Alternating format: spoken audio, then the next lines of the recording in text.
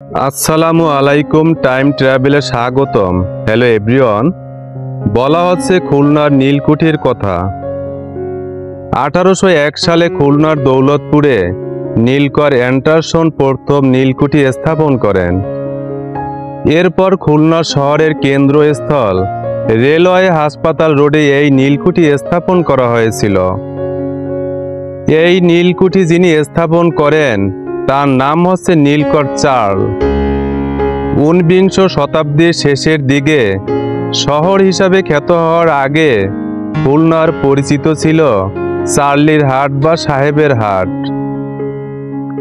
Charlie তার এই কুঠিবাড়ি থেকেই নীল চাষ এবং সাহেবের হাট পরিচালনা করতেন।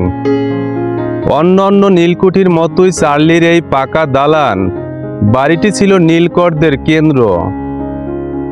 এক সময় এই নীলকুঠির প্রাঙ্গণে কত মানুষের আনাগোনা ছিল। নীল চাষের স্বপ্ন নিয়ে আসা কৃষক, রক্তচোষা নীলকর সাহেব আর তাদের লাঠিয়াল বাহিনীর পদচারণায় এই স্থানের আকাশ বাতাস ভারী হয়ে থাকত। আজকালের সাক্ষী হয়ে দাঁড়িয়ে আছে এই ঐতিহাসিক নীলকুঠি।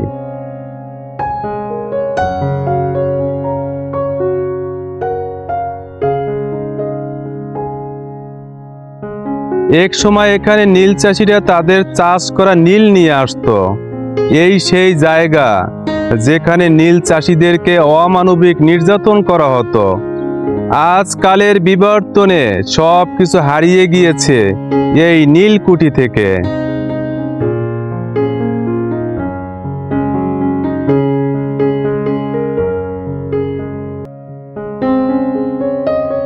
উনিশশো 95 সালে ইংরেজ নীলকর বন্ড যশোরের রূপদিয়াতে প্রথম নীলের কারখানা স্থাপন করেন।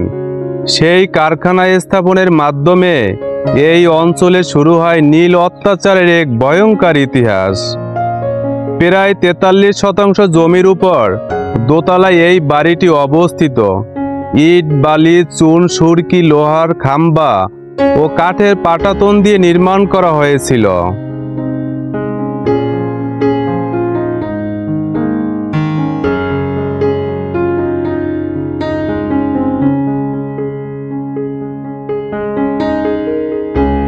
দেখুন, ক্ষয়ে পড়ে গেছে ইট, কোথাও কোথাও দেয়াল নেই, যেটুকু দেয়াল রয়েছে তাও আবার পলেস্তার একেবারেই নেই।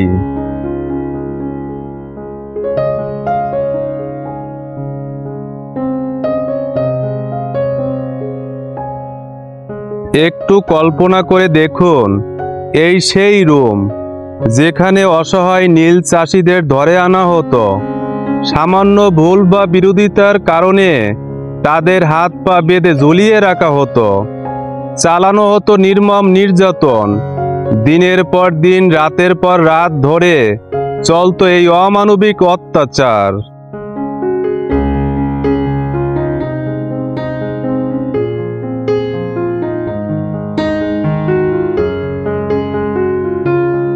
ইটের টুকরো, দেয়ালের ক্ষয়ে যাওয়া পলেস্তারা, ময়লা আবর্জনা ছড়িয়ে ছিটিয়ে আছে, যা এক সময় নীল চাষিদের জেলখানা হিসাবে ব্যবহার হতো। আজ ধ্বংসস্তূপে পরিণত হয়েছে ঐতিহাসিক সেই নীলকুঠি।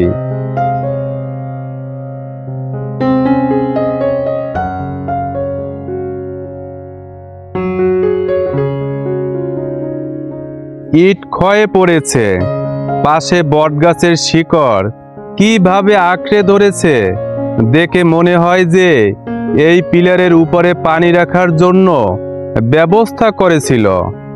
আজ তার উপরে কত বড় বটগাছ ডালপালায় ছেয়ে গেছে।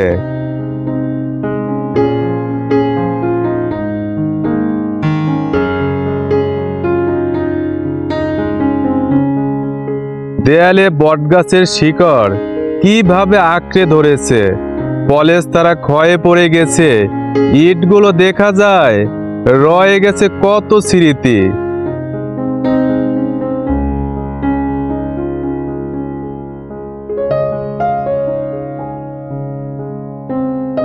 বাণিজ্যিক স্বার্থই ছিল ব্রিটিশদের মূল লক্ষ্য। তারা এদেশে কৃষকদের নিজস্ব জমিতে ধান বা অন্য কোনো খাদ্য শস্যের পরিবর্তে নীল চাষে বাধ্য করত। এর ফলে কৃষকরা তাদের পরিবারের সদস্যদের মুখে খাবার দিতে পারত না, খাদ্যের অভাবে না খেয়ে মারা যেত।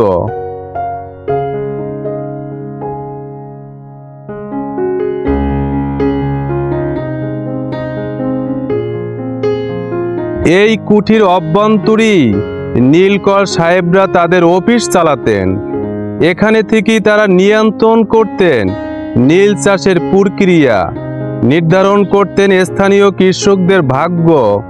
ক্ষমতার দম্ভ আর শোষণের চিত্র হয়তো এই নীলকুঠির ভিতরে লুকিয়ে আছে।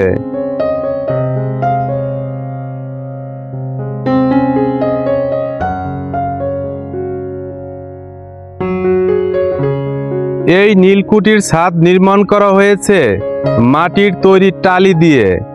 দেখে মনে হয় টালির নিচে হার্ডবোর্ড ছিল, যা আজ কালের গর্ভে হারিয়ে গিয়েছে এই ঐতিহাসিক নীলকুঠি থেকে। এক সময় এই নীলকুঠির দ্বিতীয় তলায় 3টি রুম ছিল। সেখানে নীলকর সাহেবদের অফিস ছিল। এখানে হয়তো নীল চাষিদের গুরুত্বপূর্ণ ডকুমেন্ট ছিল, নীলকর সাহেবরা যত্ন করে রেখে দিয়েছিল।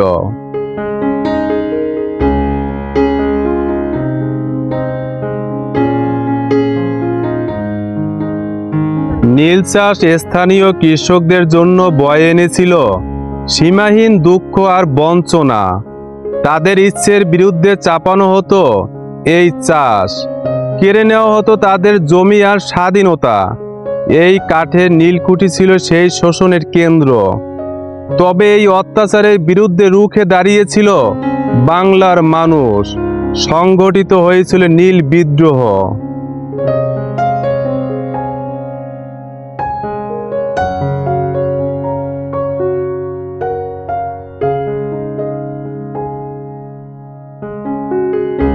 নীল বিদ্রোহ ছিল ব্রিটিশ শাসনের বিরুদ্ধে এক বলিষ্ঠ প্রতিবাদ।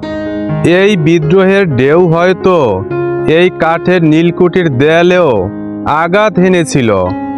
এক সময়ের প্রতাপশালী এই নীলকুঠি ধীরে ধীরে তার জৌলুস হারাতে থাকে। আজ সেই নীলকুঠি ধ্বংসের দ্বার প্রান্তে। এই নীলকুঠি যদি ভালোভাবে মেরামত না করা হয়, হয়তো এক সময় পুরো কাঠামো ধসে পড়ে যাবে, যার ফলে হারিয়ে যাবে সেই নীল চাষিদের নির্মম নির্যাতনের স্মৃতিটুকু।